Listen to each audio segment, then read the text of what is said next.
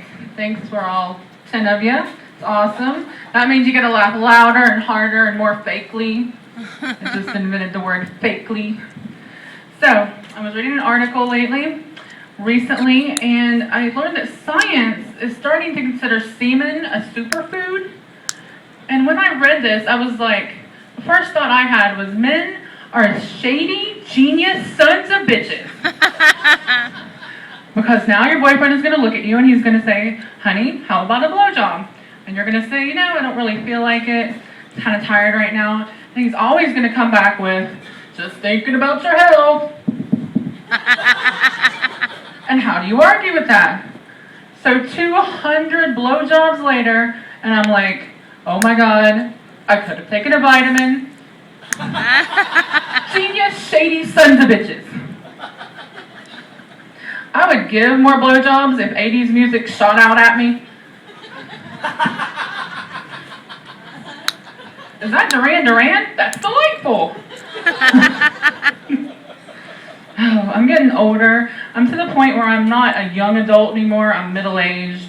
And I realized this when I went and used the bathroom just because I was in the vicinity of a bathroom. Like, better go in here real quick, just in case. And apparently that's how it starts. It's all downhill. So I'm kind of waiting because I figure my AARP card is going to be coming in the mail any day now, along with my mild form of racism. I assume that's how you get that. It's like, oh, here's your Medicaid card. Also, you no longer like minorities. Doesn't seem right. I am getting older. I'm at the age right now, I have no idea how Amanda Bynes is years old. I'm drinking the Walmart bathroom years old. So 34. I remember it wasn't that long ago that I was a teenager, and when I was a teenager I did this great thing called not being a raging whore and falling on every dick I see. It's out of style now. I swear, I can't understand young people. It's like, save a little, what is the word I'm looking for? Like, entitlement. Save a little self-entitlement and shitty music for the rest of us, you know? Stupid young people.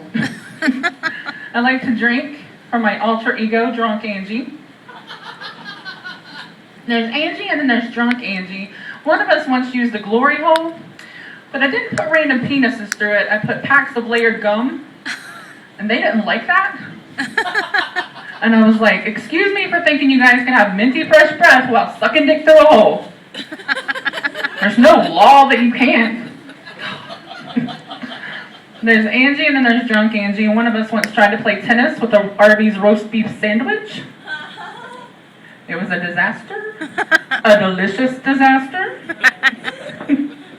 There's Angie and then there's Drunk Angie, and one of us likes to stand really close to strangers in elevators and whisper, "You're my boyfriend now." Even if it's women. Do not make a lot of friends that way, though. Been kicked out of a few hotels as a part of that. So I'm trying to lose weight. I've joined a gym just to see if that would help a little. 12 innocent bystanders were hurt. I was asked to never return. So much blood. 2 people renounced their faith. At night, when it's quiet, I still hear the screaming of the treadmills. My workout routine isn't so much a workout routine as it is just a frantic search through my house for my emergency bag of Doritos. Right now, I'm basically more sadness and gravy than I am woman. Yesterday I was in the grocery store and I saw that they now have mini moon pies. So I threw my hands in the air and yelled, "Mini moon pies!" And it was that point that I realized I'm completely committed to never having an orgasm again.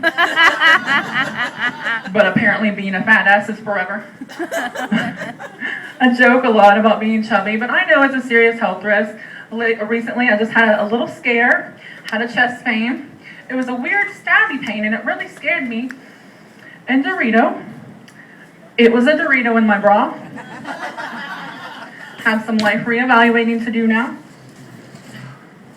Speaking of Doritos, after the show, I'm going to go back to my house and make some fancy nachos if anybody wants to come over. Fancy nachos are regular nachos, but I keep my pants on. I'm looking forward to that.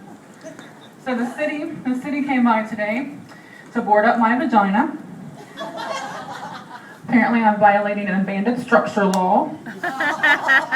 Did not know about that, a little embarrassed. I'm a single girl, and my preferred method of birth control is being chubby and awkward. It's working great. No babies. I don't have kids, but I like to use my friends' kids.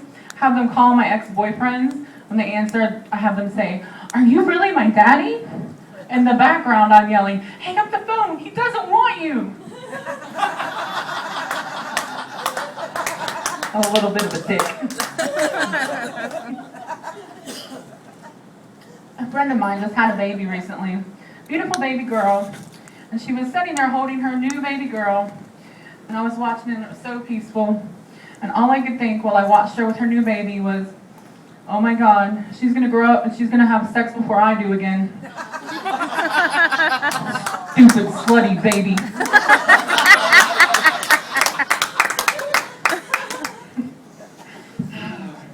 That's right. So the number one single girl rule is to have a cat.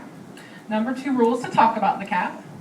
Whenever I feed my cat, I bend over and she jumps on my back. When I stand up, she holds on. So for the next few seconds, it's the saddest, tiniest rodeo you've ever seen. I'm looking forward to tragically dying in trying to put my cat in a sweater accident. Looking forward to that.